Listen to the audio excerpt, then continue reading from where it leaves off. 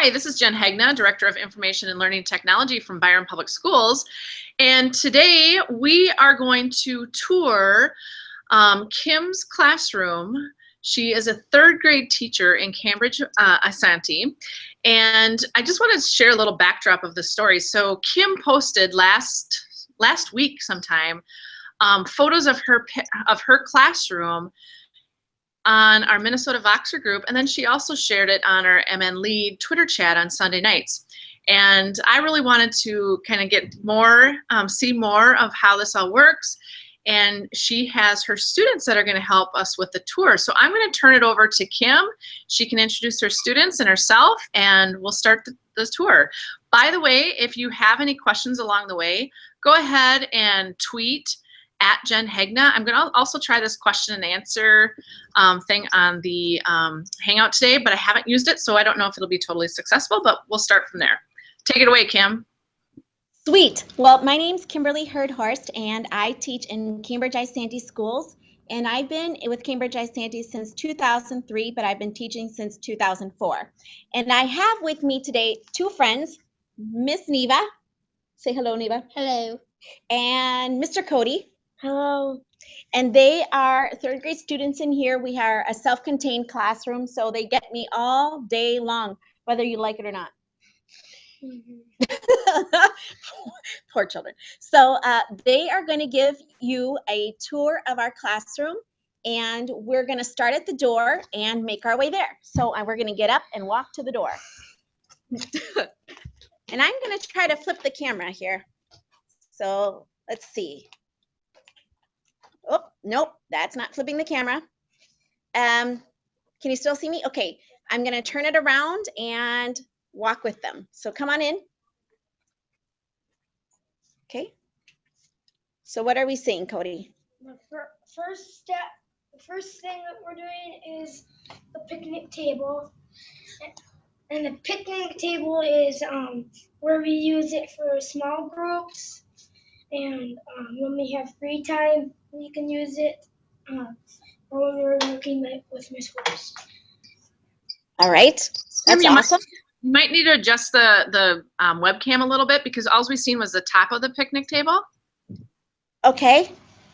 I'm looking for how I'm supposed to flip the camera. Oh, I see it. Never mind. Okay. Got it. There we go. All right. So, Cody, you want to keep walking? Right here is our small group math. There's our U bucket that we do that every day, and then our L, that's where we do reading books about math.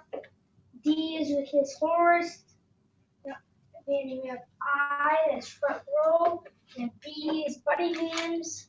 There's different games in there, and our small group reading stuff. Our reading packets of the week, and our focus with Miss Horst, Greek and Latin. Next, skills. We have skill sheets that we do, spell and skill cards. All right. And our spelling, different things. We have spelling practice for our spelling words. All right. Now over here, this is our maker space. So who wants to talk to us about that? These are our spheros that we play with in the mornings. Here's our dash. We have Chromebooks. We have Makey Makey. We have circuits. We have Osmo. We have 2 iPads and 2 other Chromebooks. And then we have Legos. And then Legos, and then connectors. All right. This is a table for 2 people to sit at. But if someone's working here and they want a buddy, someone can sit right here next to them. And behind you is our bookshelf. this is our bookshelf, and if you need a book or something, you don't have to. You just have to put the book back that you were using, and you don't just throw them. You set them back nicely, or put them back, and that's it. Then this is our show and tell stuff. Beautiful teeth. We have another library area way over there. And that's like the same thing. Yep. All right. Now here's another seating choice. This is for if at our rotations, if you have buddy games, someone can sit here and someone can sit there, and you can play cards together. Or I don't know what are those games. Mm-hmm. And Cody, did you want to talk about that? Yeah, this is our table that we just got, and we sit here in the morning sometimes, or when we have free choice, or whatever you want to sit with a buddy and do something. This is for like you and a buddy. All right. Cody, sometimes I find you over here. This is our beanbag area where beanbags, small chairs, small tables, and our exercise bike. And some kids sit there when they want to be alone, or when they're playing electronics, or when they have like time to read or stuff like that. And we have a trampoline at the bottom that kids jump on. And there's also these chairs that you can sit on. All right. So we got rid of our desks, and then we ended up with this. And this is where all of our stuff goes. We have our math journals, our folders, our reading charts, and our highlighters. And roll journals, and markers, crayons, and some pencils. Okay. And rulers. Awesome. and our writing booklet. Okay, then let's go over here to this trapezoid.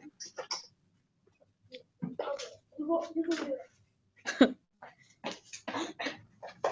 This is just like the table over here, but it's not that high.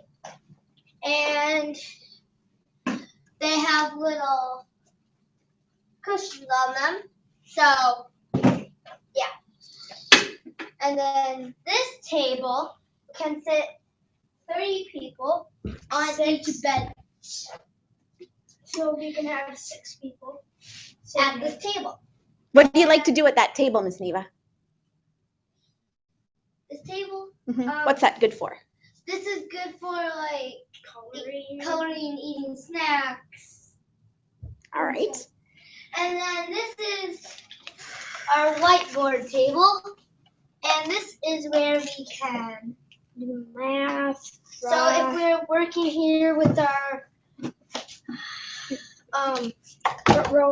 front row and we don't know something that we need to do, then you just grab one of the markers and you go, like if it was 60 times 60. Try to figure that out. All right.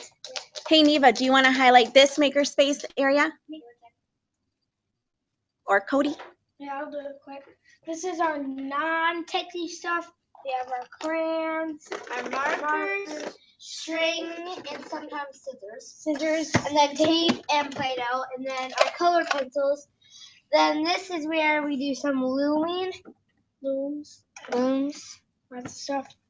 but And then we have stickers, and then different stuff for art, and duct tape. and I don't know what that is. different stuff in here for Sewing stuff.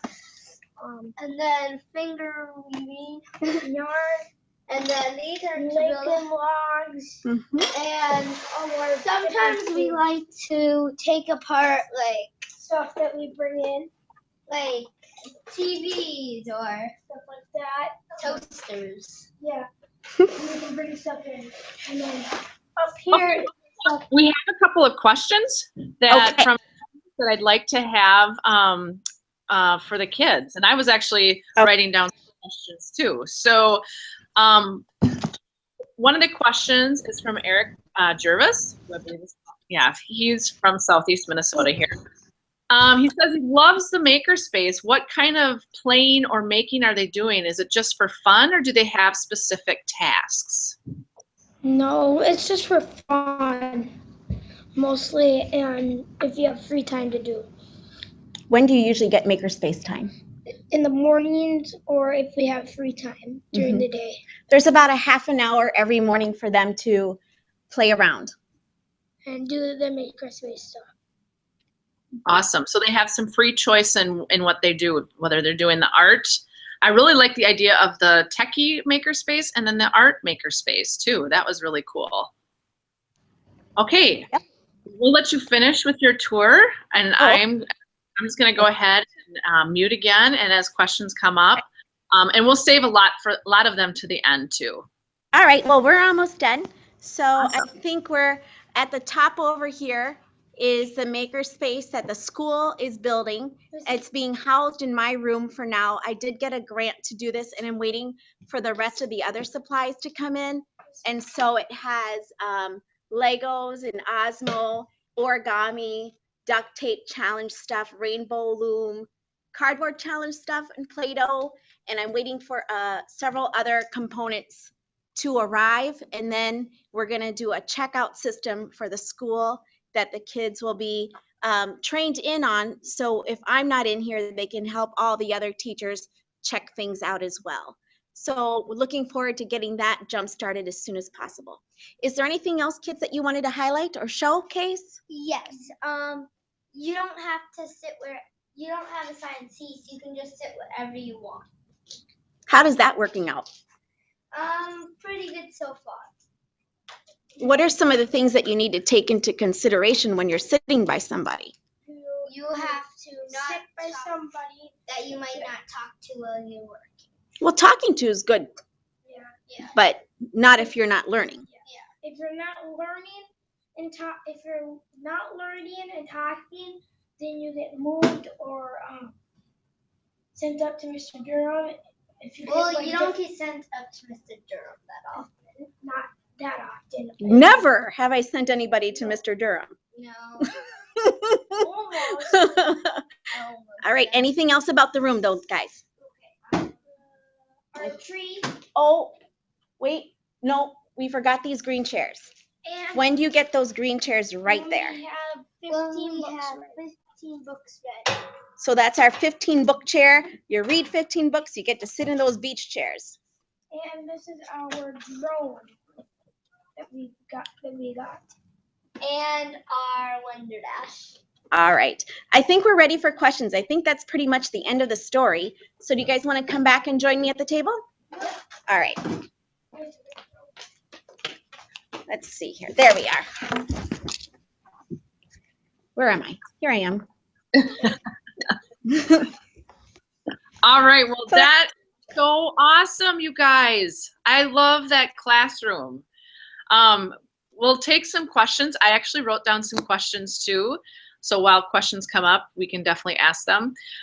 One of my questions is probably for your teacher is, how did you get the furniture? I love the idea of using everyday furniture that kids may have at home. Is it mostly your furniture? Was it donated? How did you get your furniture? There are a few ways that we got furniture. The chairs, the tall bar stools, 3 of them came from my home and 2 I took from my parents. And so they went on vacation and they had said, oh, what should we do with these bar stools? And I thought, I will take them. So when they came back from vacation, their bar stools were missing. And that was all right with them. The rest of it, I raised a few tables. The custodians were going to get rid of some tables. And I said, if you raise those up, I will take them. So the custodians raised up the tables for them for the bar stools. And then I lowered some tables that we had. I raised some tables that we had.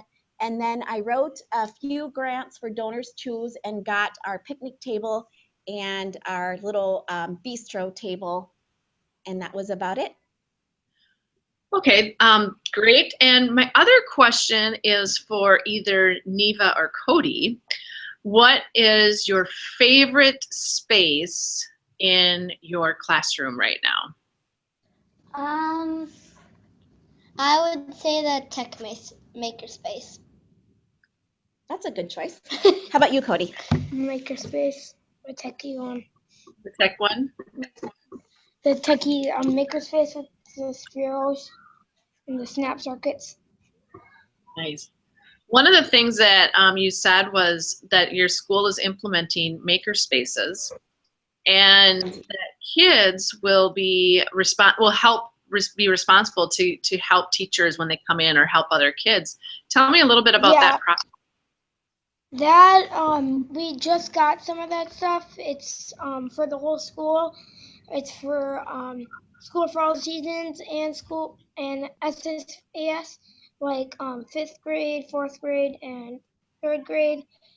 And the different classrooms, and they can come in and check it out with.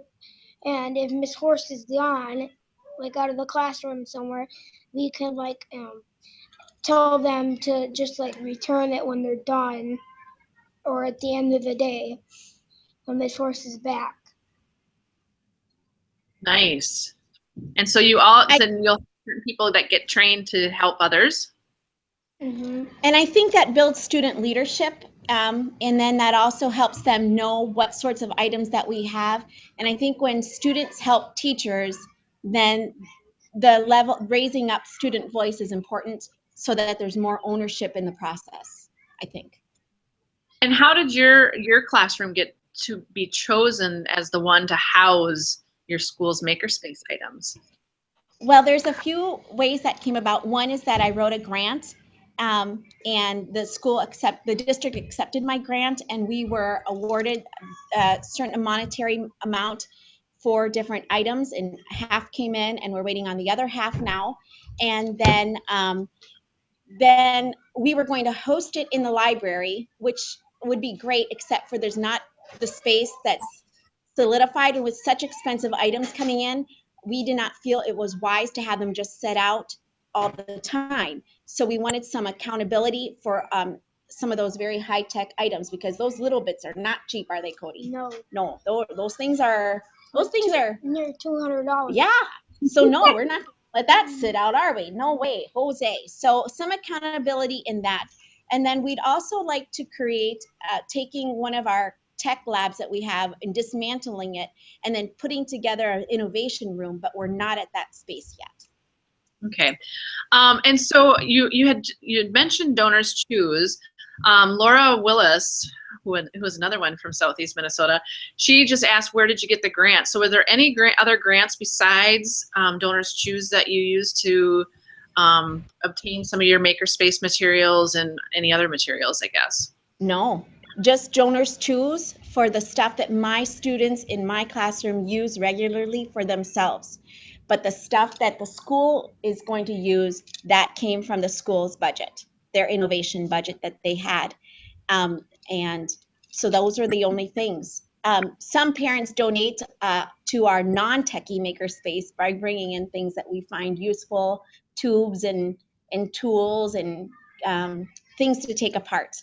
And so they're helpful with that, but I don't ask them to contribute to the techie stuff. So I just write grants. I have a question from Jeremy. He wanted to know what your whiteboard table was covered with. Is it some kind of a paint, or is it some kind of adhesive? Tell us a little bit about your whiteboard table. Our whiteboard table is covered with a product that came from, I think it was Crayola, and it's there is a sticky back. And I am not sure that I will always be in this room and always have that table. And so instead of taking the sticky back off the whiteboard part, I taped it down with clear tape so that when it's time for it to be removed, or when I move to another room in this building, who knows, that will go with me, because if it's stuck there, then I'm not getting that back. So I kind of wanted to follow me. Nice. So no, that was like $12, and I think it was a Crayola product. And at the green table there is some taped down whiteboards. Sure, that's right, Nina. We did tape on some whiteboards, and threw markers out so that the kids can use that. And hey, Cody, will you go get that pencil bin right there? So I did put out some resources at the main tables that look like this, just a bunch of supplies so that the kids can use things wherever they are. Kind of like, and if you need a calculator. yeah, we all need calculators. So wherever they are, there's things so they don't have to hunt and peck for them. Nice. That was helpful. We have a question from Gina, and I just want to, there was some they missed at the beginning, but you are a third grade teacher. These are third grade Correct. students. And Gina was wondering about the classroom management techniques that you use throughout the day to kind of manage the small groups, individual work, that kind of thing. If you could just share a little bit of how you've managed, learning in an atmosphere like this. Well, we do guided math and guided reading, and so we're always breaking up into groups. And I use the Google timer to keep us on track. And when I forget to set the Google timer, someone reminds me, you did not set the timer. So, and then I have an agenda that's repetitive. It's on the whiteboard so the kids know where they are. I use Build Math for buddy games, understanding math, independent work, learning through books, and then doing math with me. And then for language arts, we have 4 rotations, not 5. And that's word work, working with me, working on their front row reading or their read theory reading. And then the 4th one is working on some skills for themselves that they need to build on. So there's a rotation, and our math rotations are about 15 minutes, and our guided reading rotations are about 20. And that takes up a large chunk of our time together. I think our reading time is about 2 hours, and our math time is about an hour and a half. And then for discipline, we really don't have a discipline issue. And I'm not always telling them where to sit. They kind of find their own place and they move around a lot. The only requirement is that wherever you are, you're learning. And so if you're not learning, then I will intercede and I will suggest a place for you to learn. And that doesn't happen all that often, because one of the things that we're learning about being a learner is that a learner can develop their learning better when I'm not involved in telling them how to do it. But if I have to do it, it's my last resort. So Cody, you get your things. It's time for you to learn. You find your group. See, because they kind of stick with their groups during our rotations, and they learn with their small group on almost everything that they do, whether it's with me at a guided math time with skills or when it's playing buddy games. So they kind of follow that group around, and that helps. Neva? And there's also a sewing machine and Yes,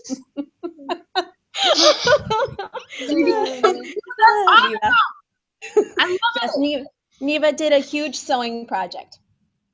She sewed a skirt for herself. Were you jealous? No. So,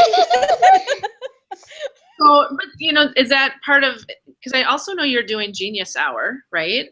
And so are these kind of maker spaces, is that also to help with their Genius Hour projects too? Not really, because their Genius Hour projects are 3 times a year. The first one was about their passion, what they love. The second one is about innovation and what they're going to make. The innovation is the one that we're on right now. Yeah, we're working on our innovation projects right now. And then the third one is what they're going to do to change the world. So we're waiting for that for trimester 3. So the makerspace really doesn't kind of touch base with that. It kind of runs parallel to it, but never intersects. Perfect. I don't know that we have any other questions from the audience, but I do have one question. What brought you to developing this space? Oh, that's a great question. And so what led you to this idea of kind of changing things up, getting rid of desks, personalizing your space for your students? What brought you to that? I was at an ed camp at Hamlin University, and it was about 4 years ago when I met Randy Fielding. And Randy Fielding is a huge into classroom design and school design for the 21st century. And he taught me all about cave spaces in the classroom, watering holes, and campfire spaces. And campfires are for large groups. watering holes would be like at the small table where we're sitting right now, which is just for a small group. And then caves is for like when you have to work by yourself, because sometimes we do have to work by ourselves. I know when I'm studying for something, it's not easy for me to be around other people. And so Randy really showed me the importance of creating those spaces. And then it just takes time to do that. And it takes a lot of guts to get rid of things that are comfortable. And for me, it starts in the brain. It started with me deciding that that was more important than what we traditionally used at school. And it was kind of helpful for me to process that, give myself space and time to really believe it inside my heart. Because if you don't believe it, you could create a learning space that is void of desks and create something like this, but if it's not in your heart, it's not going to work at all. And it needs to come straight from your heart, because that's how much you believe in it. And so I kind of credit all things to Mr. Randy Fielding. God bless him. And he has great websites with ideas, and there's YouTube videos on some of the different schools that he's created excellent learning spaces in. I think I might follow up with our Google Hangout page and post maybe some of those links, because I'm very interested too, to get more. He's worldwide. I was surprised he ended up at our ed camp, because he's like a worldwide guru of things that are awesome. I'm like, at my ed camp, wow, that's awesome. So that is awesome. Any words of advice, either from students or from you, like if you were going down this path to better personalize your classroom space, like what's like your first step once you get past the mindset and it's something you want to do, what would be your first step to designing your own personalized learning space? Parent involvement, because the parents, they're the high stakeholders in the classroom. And if you don't have parent involvement or parent back supporters, then nothing's going to work. They're going to question everything that you do. So being open with the families about what is going on, why you're making changes, how that will improve the quality of learning or help develop their child in their education journey, then that's what matters first. Because the parents, their voice in our classroom is huge. They're not with us at all throughout the day on a regular basis. They kind of pop in and pop out. There's an open door policy for them, and that doesn't bother me when they're in here. But this is their children's classroom, and so they should have a voice in it. And so if a parent was going to question something that I was going to do, then I would just conference with the parent about it privately. But I always give them information for why we do something before the kids knew that. Before the desks were removed, the parents knew the desks were going to be removed and why they were going to be removed, with some writing, some blogs, and some information about the background on that, and just making sure that the parents support us. And if the parents don't support us, then maybe I should be a lot more careful about the choices, because these are their kids and this is their classroom, and I'm the teacher, and it doesn't work backwards. It works that way. Nice. And my last question, I don't know that we have any other questions, but my last question is there anything that you would have done differently with the space, or like what would your dream space look like? And, or is this your dream space? I think this might be part of the dream. I think when you decide that this is your whole dream, then you're not elevating yourself to grow more. So I know that there's a lot more that we could do, but this is what is comfortable for us right now. And as we learn more, we might do more. I think that that's what happens when we learn. When we learn something new, Cody, we can do more with it. So for now, this is good. And for now, this works for us. And if Neva wanted to bring in a table, then go right ahead. Go on with your bad self. Bring in a table. But right now, this is okay. And it'll work for us right now. And then just being comfortable with changes when they happen. And how long have your makerspace, or how long has your flexible learning space been going on? Just relatively new? Well, no. Well, no, when you first came into 3rd grade, where were all the desks?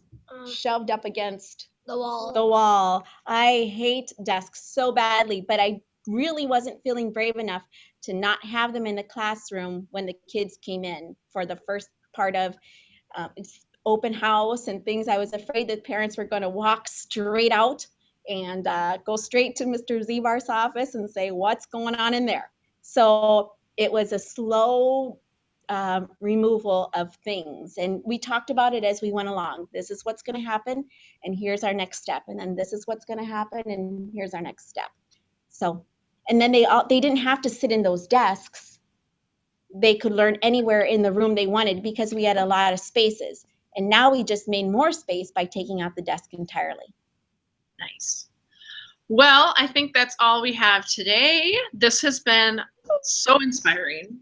I want to thank you for sharing your experiences. Students, thank you for the tour. It's so great to hear your thoughts of this space. And I'm going to have you guys stay on. I'm just going to stop the broadcast. And is there anything you would like to say to the audience, either Kim or Cody, Neva? Anything you have left to say, Miss Nevers? Come and sit down. Are you good? Said all you need to say? You can bring in your own chairs if you want. And your own electronics. Sure. Bring your own chair, bring your own electronics. There you go. That's what it's about. All right. Well, thank you so much. And thank you everybody for participating. This will be recorded. And so if you want to share with others afterwards, and I will follow up on the page and add some of those links that you mentioned in this conversation. So thank you everybody. Have a great week.